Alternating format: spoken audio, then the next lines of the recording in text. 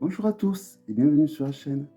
Donc dans cette vidéo, je vais participer à un challenge qui m'a été proposé par Sabrina de Sabrina Passion des Oracles.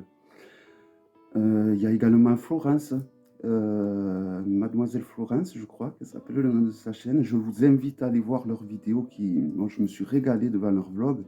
Moi je dis vlog, mais bon c'est challenge, j'ai plus l'habitude de dire vlog.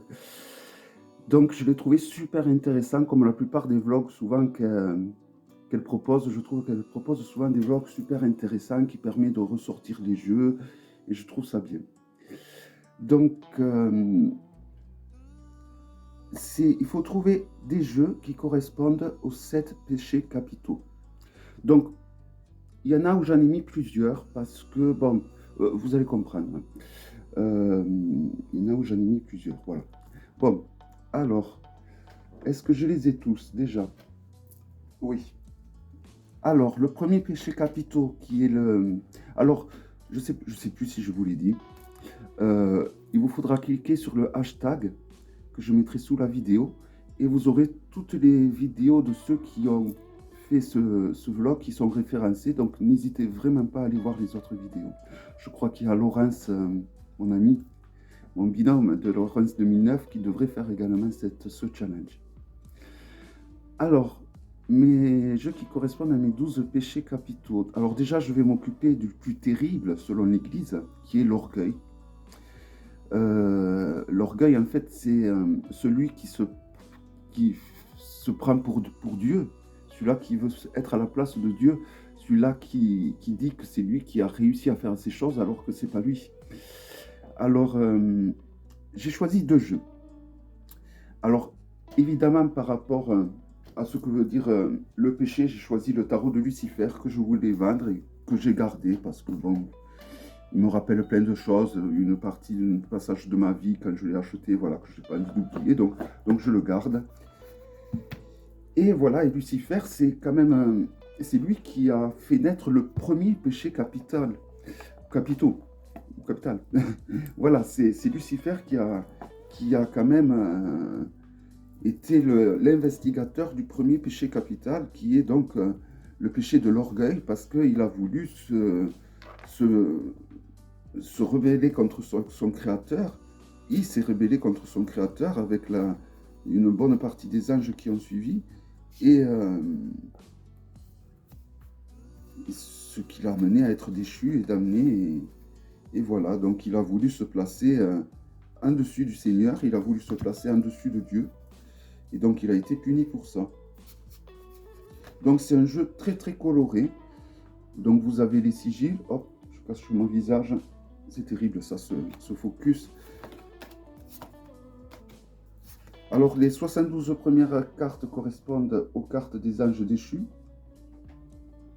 Et après, toutes celles qui sont en plus sont des cartes supplémentaires, quoi.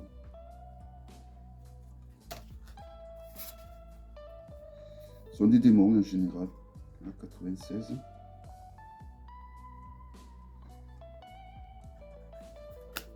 Donc, Satan.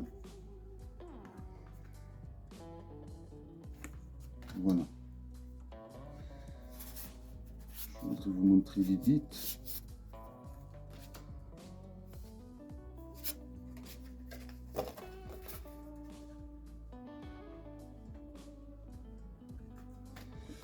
Voilà, donc c'est Lucifer qui a créé au final le premier péché capital. Et d'ailleurs, je pense que c'est pour ça que, selon l'Église, c'est le péché capital le plus terrible.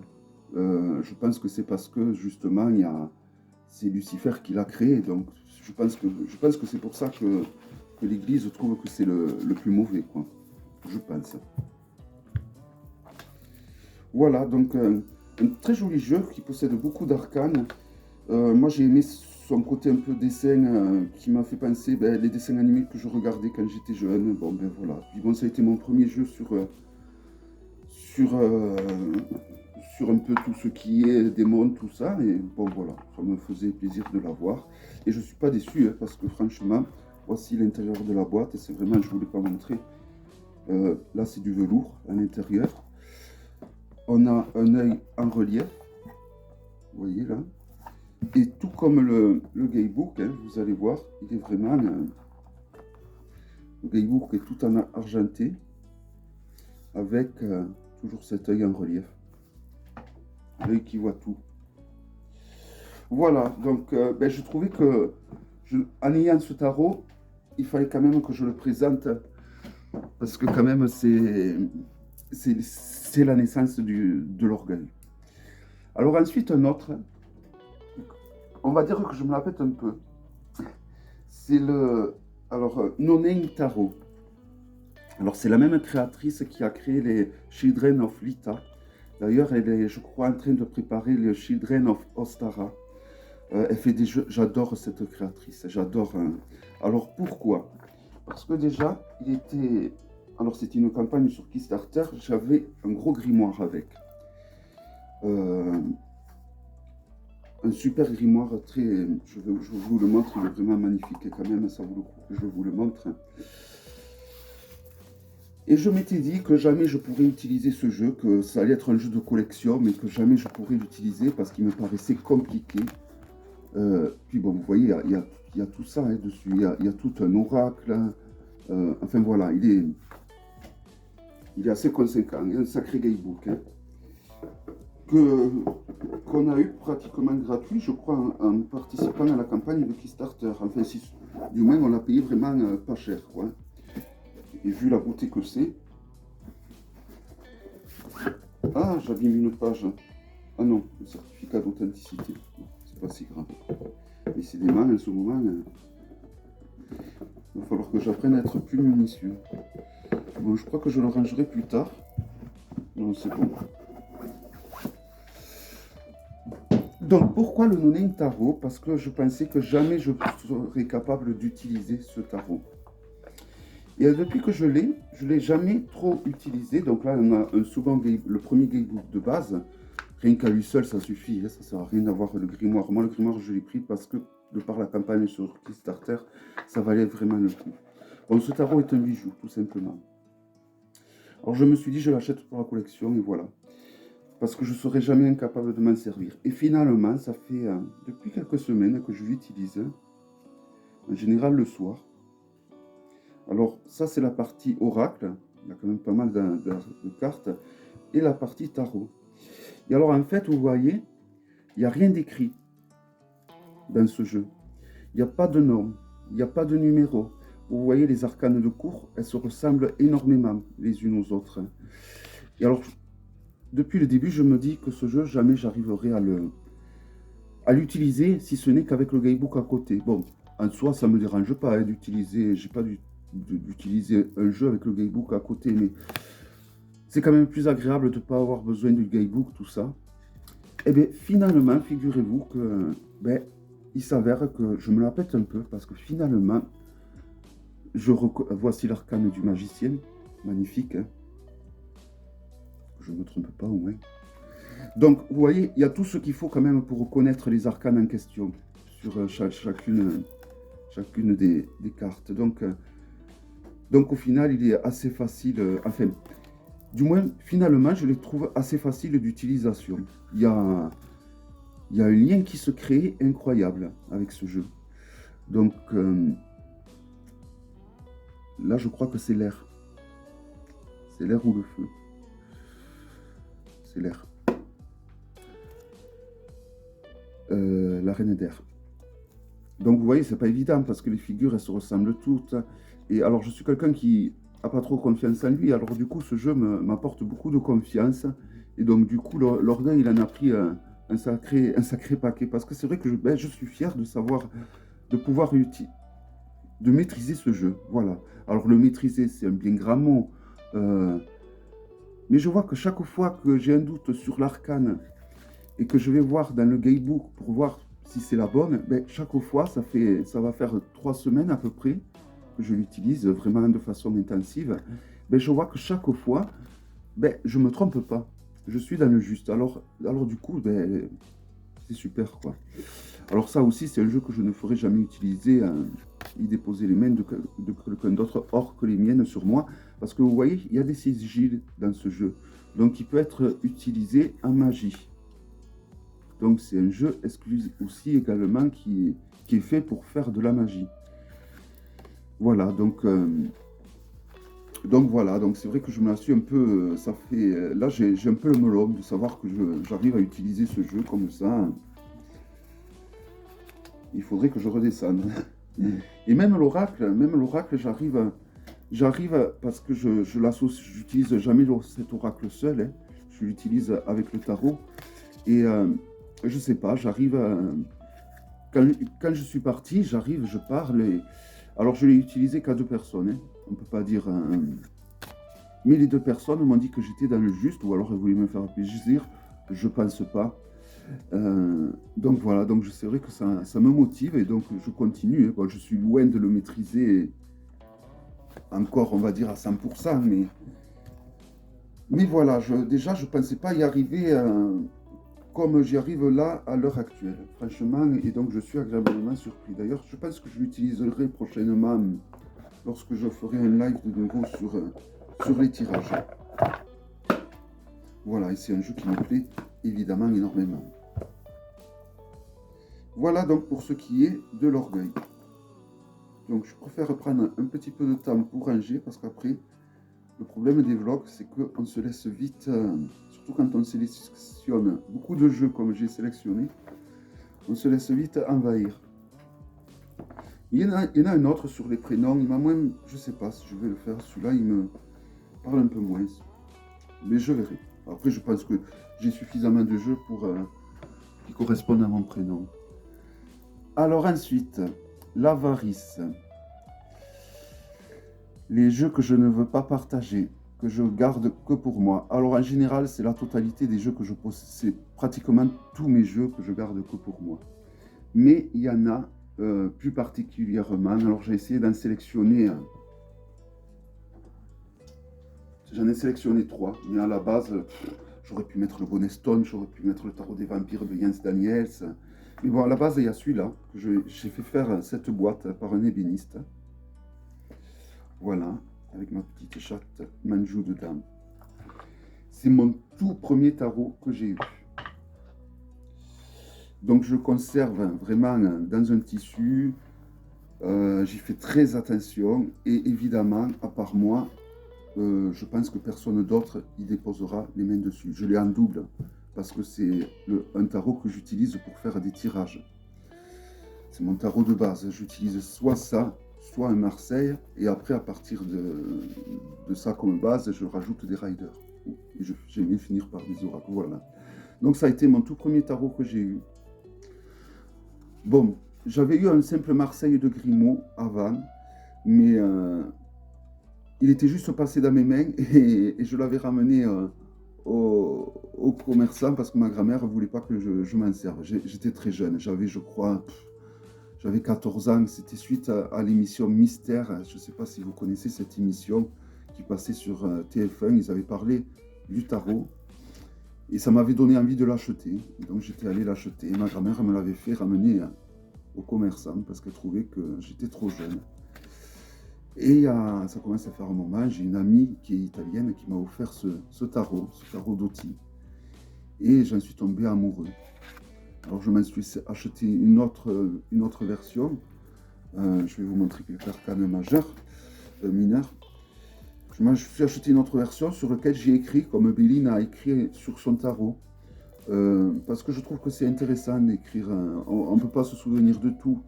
Par exemple, les correspondances avec les lettres hébraïques, les correspondances astrologiques, surtout astrologiques. Pour chacun, ça peut être différent. Donc voilà, c'est pour ça que... Et on peut écrire sur ces cartes qui sont justement... C'est des arcanes en carton, donc on peut y écrire dessus avec facilité.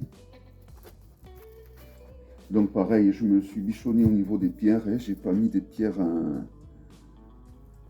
J'ai mis de magnifiques pierres, j'ai mis un joli lapis lazuli.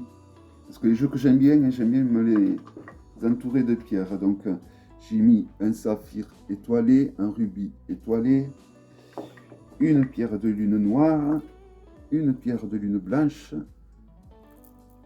un œil de tigre brut, une amétrine une magnifique amétrine. Vous voyez, il y a le jaune de la citrine. Et une pétalite. Voilà. Voilà, donc c'est vraiment un jeu que je me bichonne.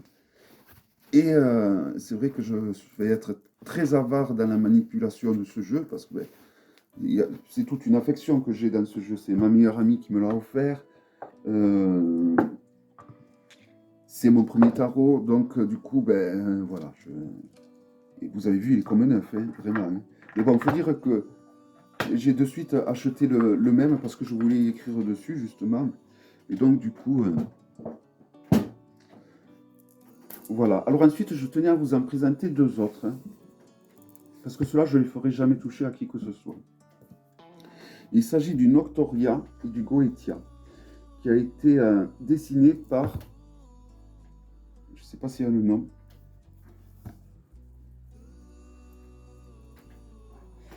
Donc ça fait partie des jeux auto-édités de l'Oscar Aveo. Et il a été dessiné par le créateur du tarot de la Santa Muerta, Fabio Listrani, dont j'adore ses illustrations. Alors pourquoi je ne les ferai jamais toucher par qui que ce soit? Alors déjà c'est des bijoux, hein, entendons-nous bien, parce que ces jeux ne seront plus jamais réédités de ce format. Alors ils existent à mass market, mais ils sont beaucoup plus petits. Et ils n'ont pas ce cachet qu'ils ont là actuellement, quoi. Alors je vous présente par exemple celui-là des anges. Alors voici les cartes. Le contour est rouge mat, donc super solide. Les contours mat en général c'est les plus solides. Le dos je trouve magnifique. Et les arcanes sont d'une qualité magnifique, quoi. Elles sont agréables au toucher. Les illustrations c'est une tuerie, je trouve. Chaque illustration est vraiment... Et puis, il y a vraiment une correspondance juste avec les arcanes du tarot.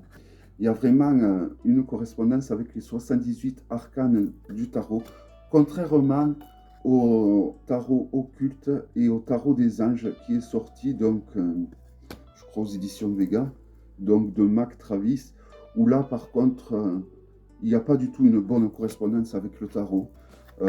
Il y a des arcanes qui sont en double par rapport au tarot, il y en a qui sont manquantes, tandis que là, c'est vraiment une correspondance parfaite. Et le jeu en lui-même, je le trouve vraiment de toute beauté, quoi. Et donc, c'est un jeu, ce sont des jeux qui vont prendre, qui vont devenir, je pense, très très chers avec le temps. Bon, après, les versions mass market, honnêtement, je pense que ça sera exactement le même dessin, les mêmes illustrations, les mêmes couleurs. C'est juste la grandeur qui va changer, le packaging, le contour des cartes qui sera plus rouge mat. Pourtant, j'aime pas trop les contours bariolés, mais voilà, à ce jeu, je trouve que c'est magnifique, quoi. Donc voilà, ça fait partie des jeux aussi vraiment où je vais être très avare. Mais bon, j'aurais pu présenter le Bonnet Stone, pareil, hein, et le Jans Daniels, les vampires de Jans Daniel. Alors je vous présente vite fait le Goetia. Alors j'aurais préféré que les cartes du Goetia soient de la même qualité que l'autre. Elles sont très jolies, hein, le contour est noir, mat, donc très solide. Voici le dos, qui ressemble beaucoup à l'autre. Donc celui-là est sur les anges déchus. Pareil, la correspondance avec le tarot est très juste, contrairement donc au tarot occulte. Et les dessins sont somptueux, quoi. Moi, j'adore les dessins de Fabio, quoi, hein. De toute façon, je suis fan. Un jour où j'aurai suffisamment de jeux de lui, parce qu'il m'en faut quand même un minimum, je ferai un vlog sur ces jeux qu'il a créés, parce que j'adore, tout simplement, quoi. Voilà. Mais je trouve que, voilà, les cartes des anges sont de meilleure qualité, et je le préfère. Il me plaît davantage celui-là des anges que celui-là des anges déchus, c'est comme ça. Voilà. Pour la varice, alors pour la luxure, j'en ai un que je présente pas trop souvent, le Tarot of Forbidden Dreams de Jen Wininski et d'Elsa Kapatunowski. Voilà, je vous laisse le soin de lire, hein, ça sera plus simple. Donc c'est un jeu qui coûte assez cher. Et bon, c'est un jeu qui sent la luxure, hein. C'est un jeu d'orgie, c'est un jeu... Je pense que cette... D'ailleurs, de montrer... Alors, la boîte est magnifique, hein. Je pense que de montrer ce jeu, il faudra que je mette... de toute façon, que c'est interdit au moins de 18 ans, hein, parce que chaque arcane est très, très évocatrice. Vous allez voir. Dans le Gaybook, hein, mais bon, entièrement en anglais. Après, ça reste un rider, hein. Voilà, pour les arcanes mineurs. Bon, mais ne nous attardons pas sur le Gaybook. Alors, les cartes ont le contour, ben, comme le Bonnet Stone, rouge métallique, hein. Voici le dos, que je trouve magnifique. C'est cet auteur qui a créé le tarot vénitien, et voilà. Et donc, du coup, ben, sur chaque arcane, bon, ben, nous avons des images très sexuelles.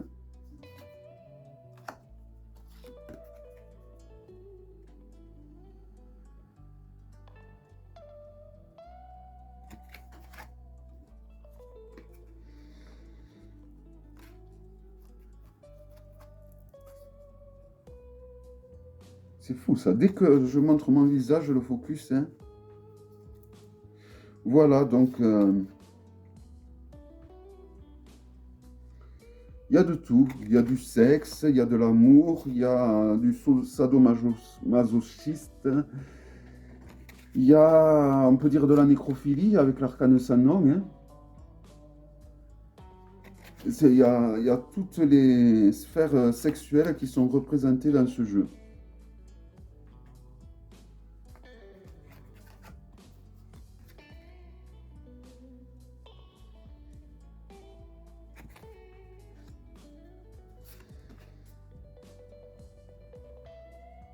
Là, je vais vous montrer quelques mineurs. Bon, je fais vite, hein, je fais vite, mais j'ai l'impression que je traîne un peu sur ce jeu.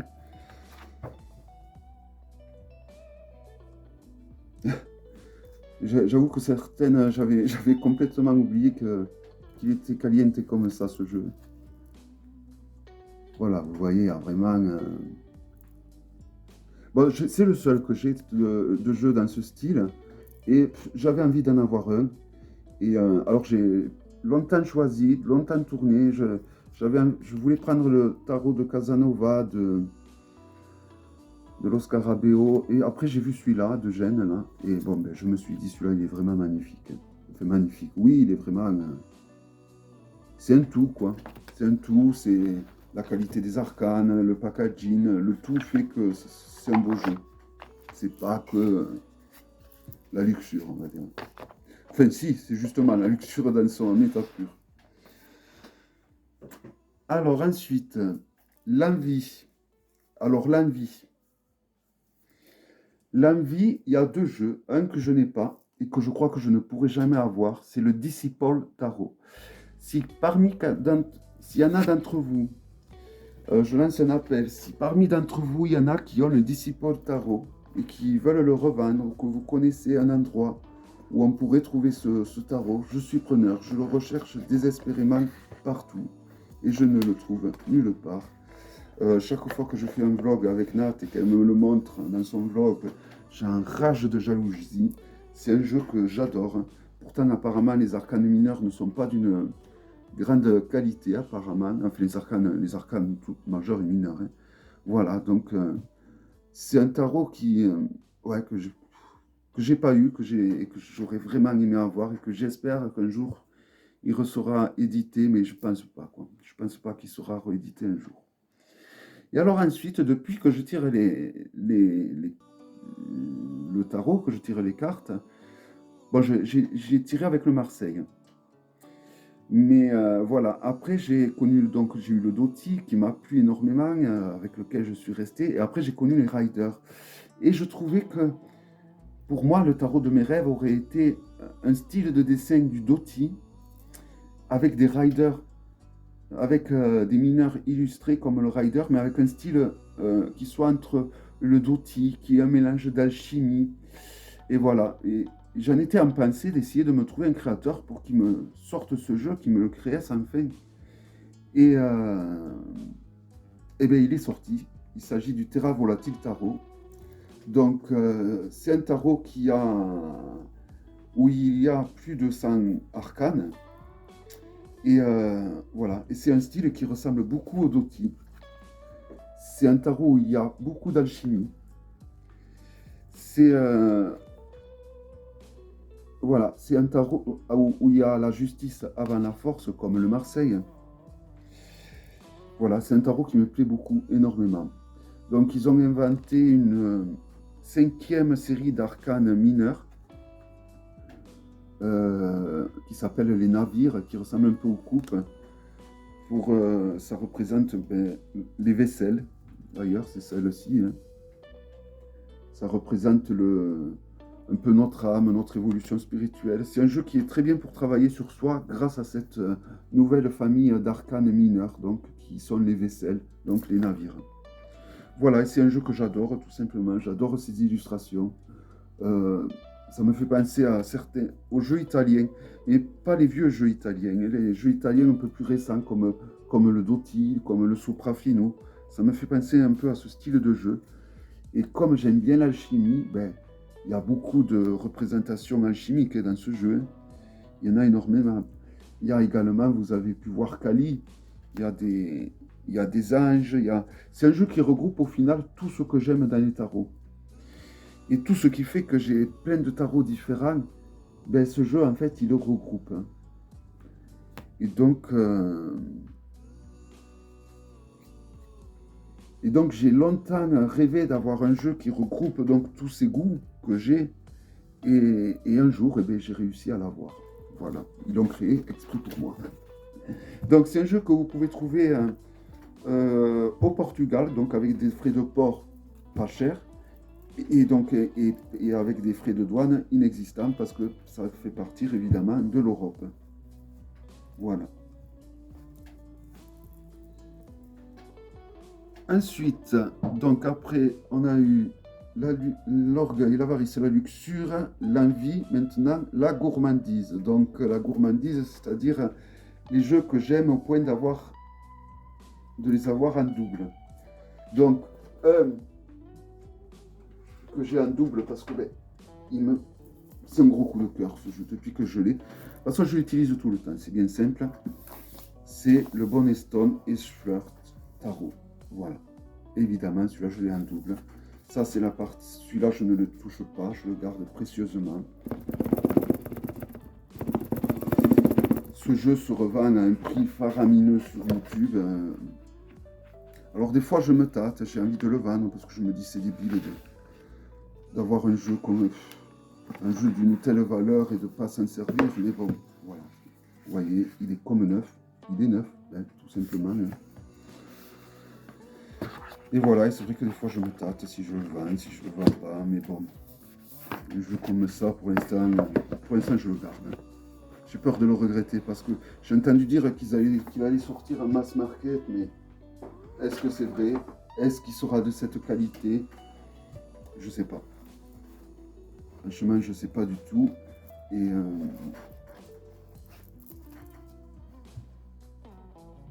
le dos, je l'adore.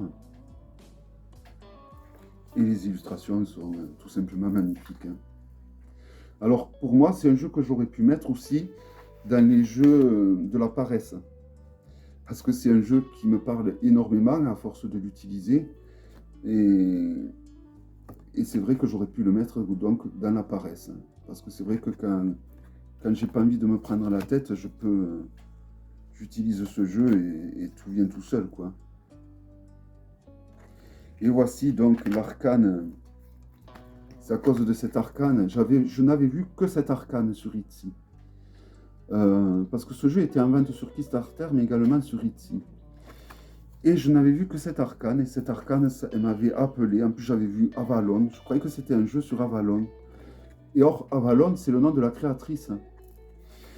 Et heureusement qu'elle s'appelle comme ça, parce que du coup, je croyais que c'était un jeu sur Avalon. Et finalement, bon, c'était pas un jeu sur Avalon, mais les illustrations, ça a été vraiment un énorme coup de cœur. Et de toute façon, le jeu sur Avalon, Anna Tourian, qui est donc illustratrice de ce jeu, devrait le sortir très prochainement avec Clair de la Lune. Donc,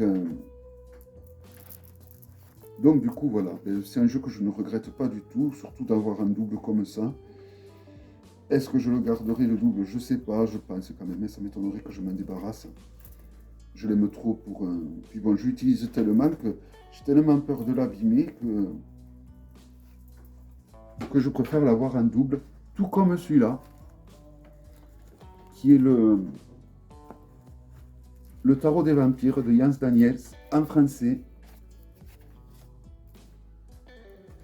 Voilà, alors le dos, j'adore ce dos, il est d'une beauté incroyable. Et j'adore les illustrations. Il n'y a pas de jeu, à mes yeux, hein, évidemment c'est personnel, hein, il n'y a pas de jeu à l'heure actuelle sur les vampires qui arrive à la cheville de ce jeu. Et c'est surtout le livre qui va avec ce jeu. Il est d'une profondeur. Jans Daniels a un tas de connaissances. Euh, et c'est tellement généreux de sa part, honnêtement, de nous les partager parce que ça nous donne une ouverture sur le tarot incroyable. J'ai énormément appris grâce à ce livre. Et pourtant, ça faisait un moment que je collectionnais les tarots, que je faisais des tirages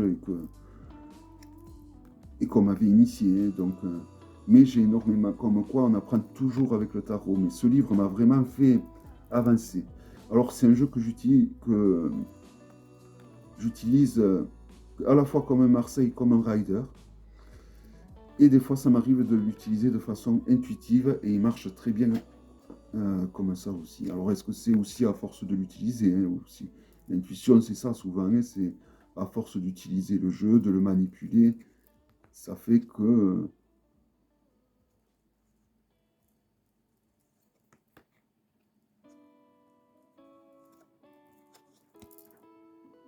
l'intuition prend. Voilà, je trouve les illustrations très poétiques. Hein. Euh, elles sont dark, elles sont poétiques, elles sont romantiques à la fois. Voilà, magnifique.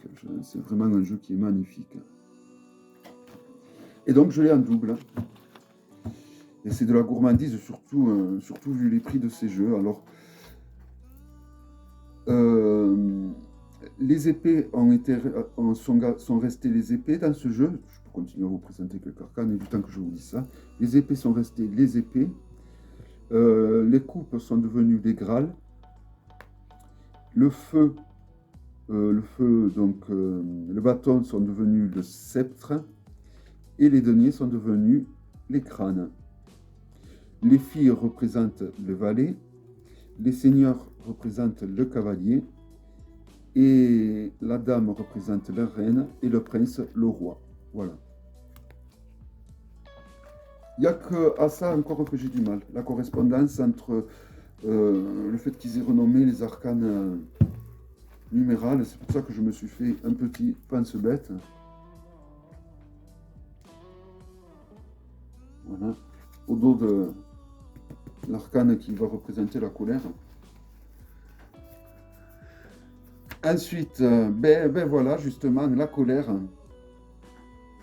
Donc, je souhaite que le bonnet Stone, évidemment, soit édité, ne serait-ce que pour Sabrina, qui l'attend désespérément. La colère, ben, c'est ce jeu, hein. Franchement, mais la colère, mais à plusieurs niveaux.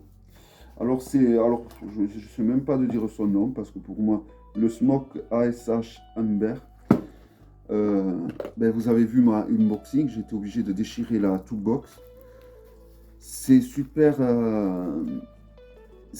serré, j'arrivais pas à sortir les cartes. Alors, j'aurais pas fait de unboxing, peut-être que je l'aurais sorti, mais bon, je vois que Laurence, elle a galéré.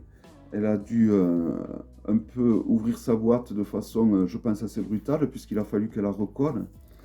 Donc voilà. Et en plus, apparemment, j'ai pas vu la vidéo, parce que bon, moi aussi, c'est un peu de ma faute, hein. J'aurais dû lire les messages qu'elle envoyait également, mais elle a envoyé une vidéo en expliquant qu'il fallait enlever enfin que la toolbox se pliait comme ça, qu'il y avait une encoche devant pour le prendre comme ça. Je trouvais que cette vidéo, vraiment, elle était limite déplacée. C'était vraiment pour nous. Elle nous prend vraiment pour des teubés, je trouve, de faire une vidéo comme ça. Moi, je pense que j'ai bousillé le jeu. Bon, honnêtement, je pense que j'aurais pas fait l'unboxing. Je pense que j'aurais pas bousillé la toolbox. Je pense que j'aurais pris plus mon temps. Ça a été là mon erreur. Mais je vois que je ne suis pas le seul qui ait galéré. Et, voilà, comme je vous dis, même Laurence, apparemment, il a fallu qu'elle rafistole sa boîte. Hein. Bon, ils vont me la renvoyer, la boîte, mais bon, est-ce que je vais accepter? Je sais même pas si je vais les relancer pour qu'ils me la renvoient. Elle m'a dit de la recontacter dans 2 semaines quand elle recevra des nouvelles boîtes pour qu'elle m'en envoie. Je verrai. Je verrai si je recontacte ou pas. Du coup, je l'ai mis dans un joli pochon où il y a des dragons. D'ailleurs, le défaut que je reproche à ce jeu, je trouve, c'est que les dragons font trop dragon d'eau. Ils ont trop un truc, on dirait des dragons amphibiens. Ils font pas dragons reptiliens, il n'y a pas des dragons avec un air un peu méchant, avec un air sérieux de dragon. C'est le seul défaut que j'y ferai, mais après c'est un magnifique jeu, quoi. Mais je préfère le premier, quand même. Et alors ensuite, les jeux de la paresse, ben, comme je vous ai dit, hein, ça pourrait être le Bonnet Stone, ben, n'importe quel jeu d'Anaturian, ça pourrait être tout simplement. Mais sinon, j'en ai sélectionné 2. Le Béline. Alors celui-là, j'aurais pu le mettre dans la colère aussi, parce que bon, alors je veux bien qu'il faut des cartes épaisses, mais bon, là, comme ça, épaisse comme ça, c'est quand même abusé. Et en plus, ça les rend fragiles, le fait qu'elles soient aussi épaisses que ça. Alors Sabrina, elle en a présenté un, Oracle de Béline. J'ai contacté la personne sur YouTube pour voir si elle pourrait pas en avoir un. Bon, après, je préfère l'original que celui-là, hein, de toute façon. Bien que celui-là me plaît beaucoup, mais c'est la qualité des cartes, elles sont trop épaisses. Et donc, il ne faut pas les mélanger déjà. Ou alors, il faut les mélanger comme ça, faire très attention. Sinon, ça va se retourner à ce niveau-là. Les illustrations et les cartes vont s'abîmer. Donc, un peu en colère pour ça. Donc, le créateur a été très gentil et je l'en remercie. Il m'en a envoyé un autre pour me dépanner. Mais bon, le problème reste identique. Voilà. Après, c'est dommage parce que je trouve que les illustrations sont très belles. Il me plaisait beaucoup cet oracle. C'est dommage. Mais par contre, voilà, bon, comme le Béline authentique, c'est vraiment un jeu. Si j'ai la flemme, je prends ce jeu et papa, j'ai pas besoin d'être concentré comme le No Name Tarot que je vous ai présenté au début, où là, il faut vraiment que je sois très concentré, quand même un minimum.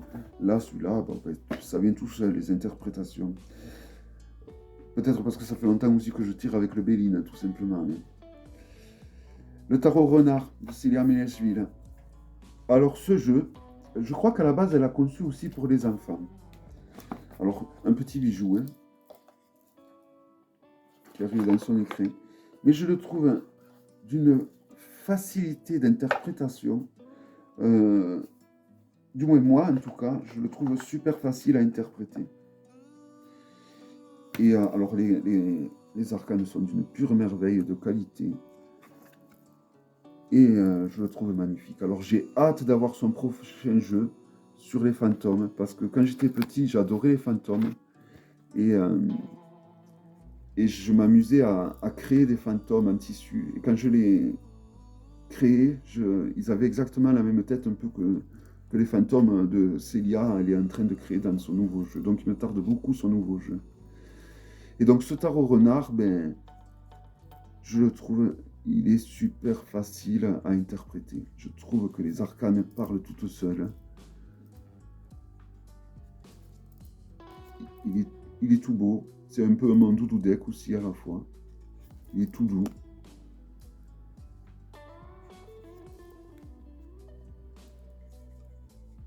Et bon, c'est Célia a du talent tout simplement. Hein.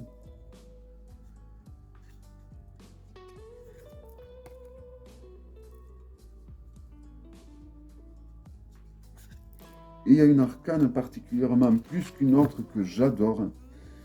Alors je ne sais pas si je vais la trouver. Si je la trouve, je vous la montre. Voyons, ouais. Il va falloir que je me dépêche quand même. Mais je suis arrivé à la fin de tous les péchés capitaux. C'est l'arcane du renard blanc. C'est une arcane supplémentaire, hein, et j'adore cet arcane, que je ne vais pas trouver. Mais ce jeu il est pas mal, quoi. Franchement, je l'utilise pas assez à mon plus grand regret. Mais bon.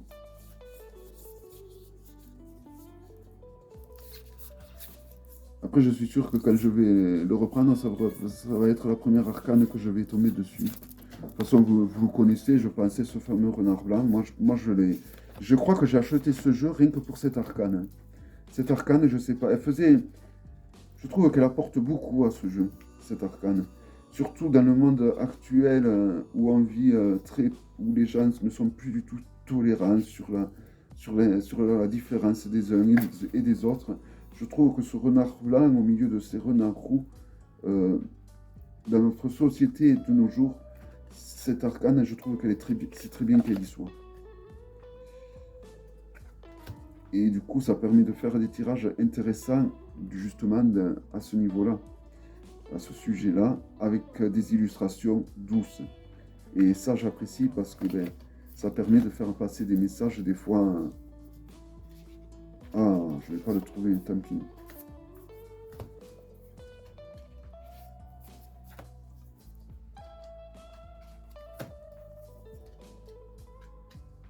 Voilà, bon, je perds plus de temps.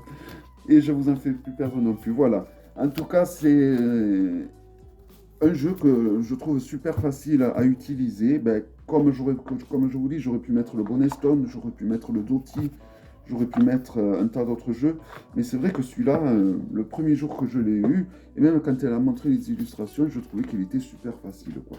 Comme le Bénin également. Voilà, donc j'espère que ce petit challenge vous aura plu. N'hésitez pas à aller voir les amis en cliquant sous le hashtag de la vidéo.